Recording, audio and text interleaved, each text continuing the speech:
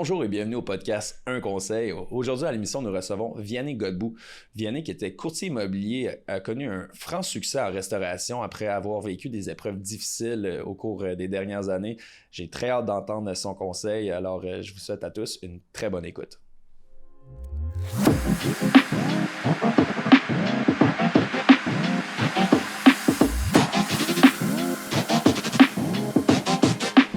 Vianney, je dois avouer que je suis très content d'avoir quelqu'un qui vient de mon milieu, le milieu de la restauration. Yes. Comment ça va? Je suis très content aussi, ça va super bien. Good. Puis l'ouverture des restos, ça se passe bien. Le nouveau Succeda, c'est un succès. On est vraiment content, on peut pas se plaindre. On a l'impression que la restauration vit une espèce de golden era. Oui. Puis les gens sont gentils, ils ont de l'argent à dépenser, qu'ils ont pu économiser, ils viennent me donner leur PCU. Je suis super heureux. Yeah, on aime ça. Entrons dans le vif du sujet. Si tu avais un conseil à donner aux auditeurs aujourd'hui, quel serait ton conseil? Mais il y a plusieurs conseils que je pourrais donner, mais commençant en entreprise, je pense qu'il faut que vous soyez conscient que vous savez rien. Okay. Puis pas avoir peur de s'entourer de têtes fortes qui sont plus compétentes que nous. Parce que être entrepreneur, c'est... Je veux dire, si on fait de la restauration, ben on fait pas juste de la nourriture. Il y a plein de choses autour, fait que ça prend le meilleur comptable, ça prend un maître d'hôtel, un sommelier. Vous n'êtes pas les meilleurs dans tout, c'est complètement impossible. Puis il y a plein de zones grises où vous êtes incompétent. Puis ça, le jour où vous en rendez compte, vous en êtes conscient, je pense que vous donnez une bonne chance de réussite. Mm-hmm. Puis trouver les outils, puis s'entourer de gens plus forts que nous, sans se sentir diminué. Mm-hmm. Faut vraiment oublier le power trip. Si je suis le boss, je décide tout. Puis, je pense que c'est la chose la plus importante. Puis en fait, moi, je crois que ça a été super positif parce que je ne suis pas un restaurateur de nature. Moi, j'étais un courtier immobilier. J'étais dans le monde des affaires. Mon rêve, c'était la restauration. Mais j'aurais pu faire comme bien du monde. Puis ouvrir mon projet, qui est le resto où moi, j'aurais le goût de manger. Que ce soit un jouet pour aller avec mes chums, puis fermer après 6 mois en réalisant qu'on n'a pas fait un sou, puis on en a perdu beaucoup. Il y en a beaucoup des endroits comme ça, malheureusement. Effectivement. Puis tu sais, je veux dire, quand je recevais mes amis, tu sais, c'est le classique. Ah, tu fais bien à manger, tu devrais ouvrir un resto. Jusqu'au jour où tu as comme 75 bons de commandes devant toi, tu es tout perdu, puis tu réalises que Chris, c'est un peu moins le fun qu'à la maison. Hein, ouais. Faut juste comprendre ça, puis c'est beau d'avoir un rêve, sauf que ça doit pas être un rêve qui est seulement notre rêve à nous uniquement. Il faut inclure d'autres gens. Mm-hmm. Puis je pense que c'est important justement de sortir de son pédestal de boss, ego tripper, qui sait tout parce qu'on sait rien. Puis tu sais, il faut écouter les autres, même si c'est nos employés. Mm-hmm. Je pense que c'est le conseil que je donnerais. Puis je cherchais... Il y a plein de conseils qu'on peut donner, mais je voulais sortir des quotes de Elon Musk ou tout qui sont comme ultra clichés. Ouais. Donc, je me suis dit que ça, c'était super important parce que si je ne l'avais pas fait, je me serais planté de façon monumentale. Puis après, investir dans son entreprise, au lieu de, je veux dire, oublie ta paire de Balenciaga, oublie les photos de lifestyle. Tu sais, c'est beau, je pense que personne ne veut faire affaire avec quelqu'un qui a l'air misérable. Là. Je ne suis pas en train de dire de faire pitié. Sauf que, je veux dire, pendant 2-3 ans, réinvestissez sur votre entreprise, puis assurez-vous de bâtir un confort financier parce qu'on vient de vivre une pandémie. Mm-hmm. Fait qu'il va en avoir des imprévus. Ouais. Puis malheureusement, là, je veux dire, quand c'est le temps de payer tes DAS puis que tu es fermé, parce que le gouvernement t'a fermé, ben, tu peux pas payer en shippant. Tu peux pas shipper tes Balenciaga. Là. Ça passera pas. Ouais. Fait que, attendez, puis faites-vous plaisir plus tard. Mm-hmm. Et dans le fond, j'imagine aussi que comme ça n'arrive pas du jour au lendemain. Là, s'entourer de, comme tu dis, d'experts qui en savent un petit peu plus sur toi, ça prend du temps, puis pas nécessairement de sauter tout de suite en pognant le premier prétendant, si on veut. Là. Non, effectivement, ben, il faut parler à beaucoup de gens pour comprendre la vérité se situe où. Tout le monde a sa vérité. Puis en fait, tout le monde a sa vérité, puis il n'y a pas une vérité. Fait qu'en étant à l'écoute du plus de gens possible, puis en prenant, en laissant tout ça, je pense que faut s'imbiber de son milieu. D'ailleurs, on parle de la restauration, si vous voulez ouvrir un resto, pour moi, vous devriez être un consommateur de resto. Vous devriez connaître les établissements. Ouais. Vous devriez connaître les chefs. Je veux dire, tu mets pas une annonce dans le journal, puis toi, je vais t'engager, mais fais-moi à manger, voir si tu devrais déjà savoir c'est qui la personne qui est devant toi. Ouais. Prépare-toi. C'est de la même façon que quand je suis venu ici, vous me googlez, puis on essaie de savoir on est qui. Moi, j'ai fait mes recherches là, en dehors de la télé-réalité et tout ça. Savoir un peu, en connaître plus sur vous. Puis je pense que c'est important, je dirais, intéresse-toi donc à tout ce qui a trait au milieu où tu veux performer puis te réaliser. Je pense que c'est essentiel. Mais oui, 100%. Ça fait beaucoup de sens. Puis au niveau professionnel, je pense que ça fait toute la différence de s'entourer des bonnes personnes. Avant qu'on enregistre, on a eu une discussion au niveau de la santé puis tout ça, parce que justement, Kev avait fait des recherches un peu sur ton background, puis on avait vu que tu avais déjà eu des problèmes de santé, ça a déjà été difficile pour toi, tout ça. Est-ce qu'aujourd'hui, c'est un conseil que tu appliques à ta vie personnelle aussi, d'aller chercher peut-être des conseils ou d'aller chercher des points de vue de d'autres personnes qui ont une expertise, tu sais, pour ta santé physique, santé mentale? C'est-tu quelque chose que tu vas appliquer dans ta vie personnelle? Ben absolument. Puis c'est sûr que j'essaie tous les jours, puis je suis loin d'avoir une vie de moine qui est parfaite, puis j'aimerais en faire plus. Sauf que le strict minimum, c'est niaiseux. Mais moi, si je me suis mis dans un état misérable, c'est parce que pendant 10 ans, j'ai pas été voir un médecin, ben je voulais pas me faire dire que ça allait pas bien. Je me disais que ce qu'on sait pas fait pas mal. Ça, c'est complètement faux. Puis c'est la même chose quand on reçoit des enveloppes, puis des factures, puis tout ça. Ça va faire mal à un moment donné. Faut prendre le taureau par les cornes, aller de l'avant. Puis maintenant, ben justement, vous avez vu que je suis pris en charge par le système de santé. Moi, j'ai des prises de sang à chaque 2 semaines. À un moment donné, si je suis en train de faire fausse route, puis que je m'écarte un peu trop, je me fais ramener sur le droit chemin, j'ai un signal d'alarme qui est immédiat. Donc, c'est sûr que ça aide beaucoup. Mais on peut toujours en faire plus. Puis c'est sûr que d'être en forme dans sa tête et dans son corps, en affaires, c'est essentiel. Puis malheureusement, dans le monde de la restauration, je pense qu'il y a beaucoup de super talents qui ont été gâchés par le vice, que ce soit la drogue, l'alcool, le jeu. C'est des gens qui auraient pu avoir des carrières phénoménales. Mais finalement, ils finissent par hop-in d'un resto à l'autre parce qu'ils sont pas capables de gérer. Puis c'est toujours des grosses pertes. C'est super triste de voir ça. Mais bon, je pense aussi qu'il y a de plus en plus de ressources pour s'aider. Je pense qu'il y en a qui sont en train de se créer. Là, c'est pas annoncé encore. Mais c'est une industrie où il y a beaucoup de souffrance, il y a beaucoup de vices. Fait que je pense que le support psychologique est très important.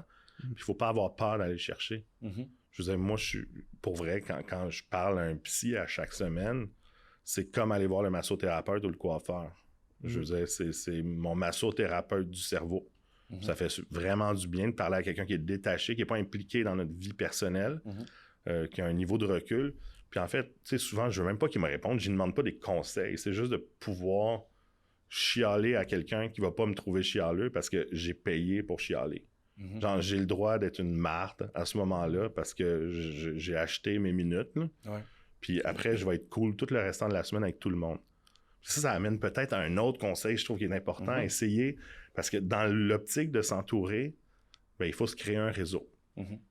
Puis, tu sais, les mauvaises journées où aujourd'hui, j'ai pas le goût de parler à personne, je ferais pas oublier ça. Tu sais, essayez d'être mémorable pour chaque personne que vous allez rencontrer au courant d'une journée, que ce soit le caissier de dépanneur, quoi que ce soit.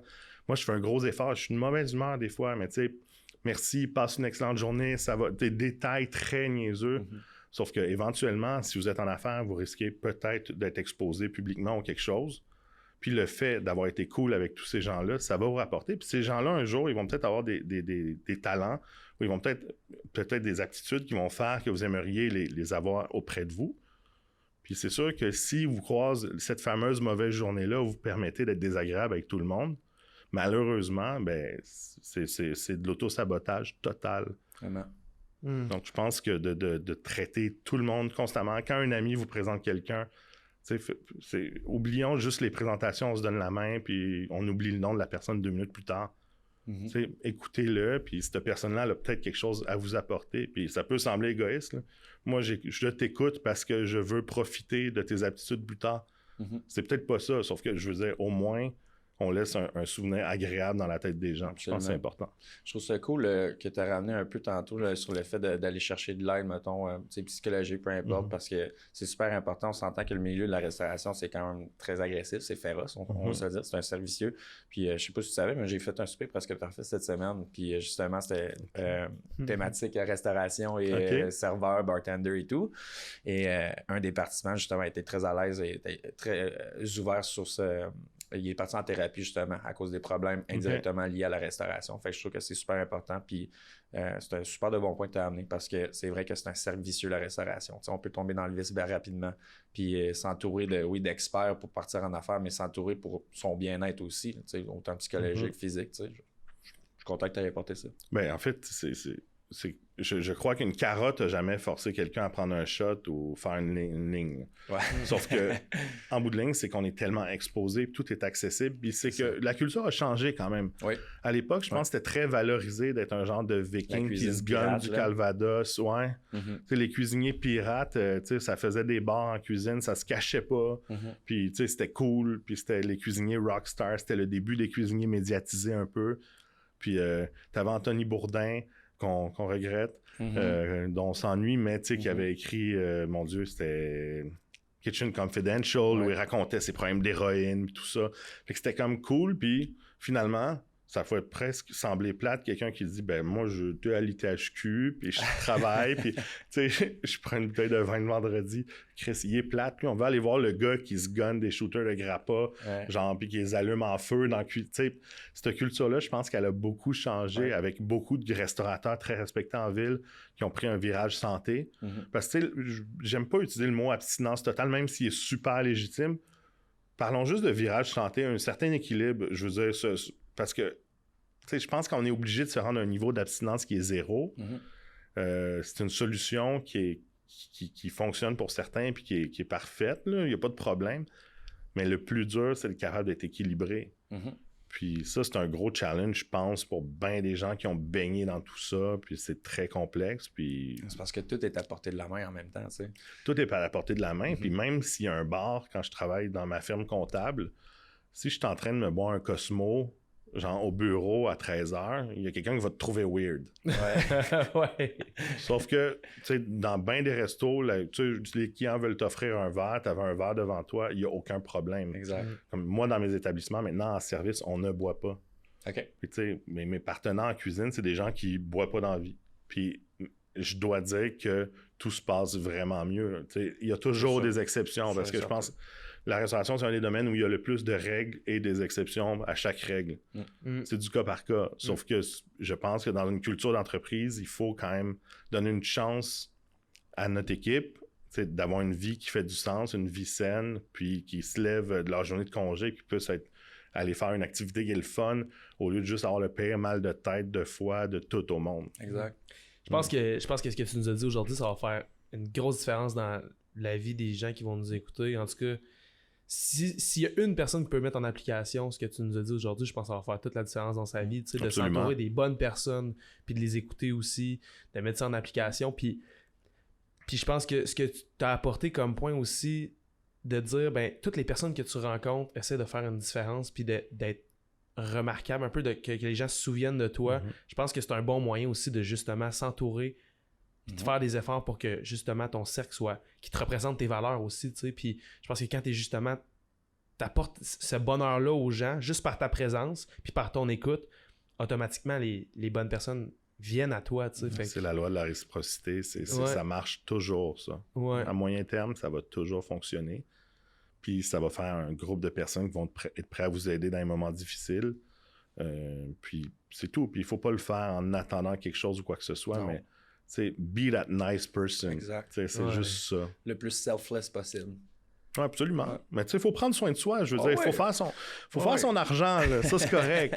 Sauf que moi, ça m'enlève rien là, d'écouter quelqu'un qui se présente, puis d'être gentil avec, puis de montrer un certain intérêt pour le temps que j'ai à montrer.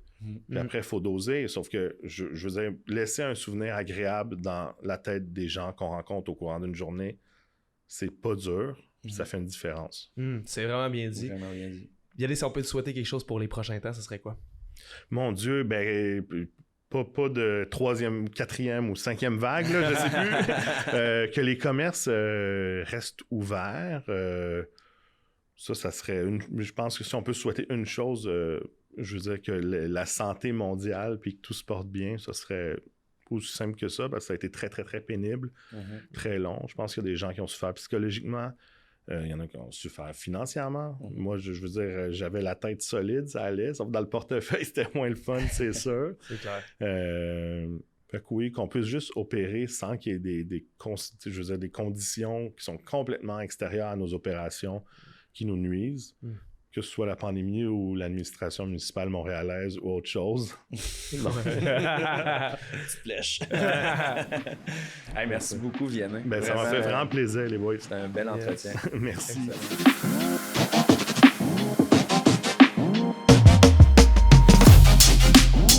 Merci d'avoir été à l'écoute du podcast Un Conseil. Merci également au Studio Créateur pour la location du studio.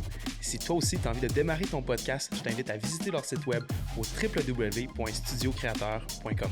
Et n'oubliez surtout pas de liker, partager et laisser des commentaires sur toutes les plateformes d'écoute. Parlez-en à votre entourage, à vos amis, votre famille, vos grands-parents, vos chums, vos blondes, vraiment à tout le monde. C'est important pour nous de répandre la bonne nouvelle d'Un Conseil. Passez tous une bonne fin de journée.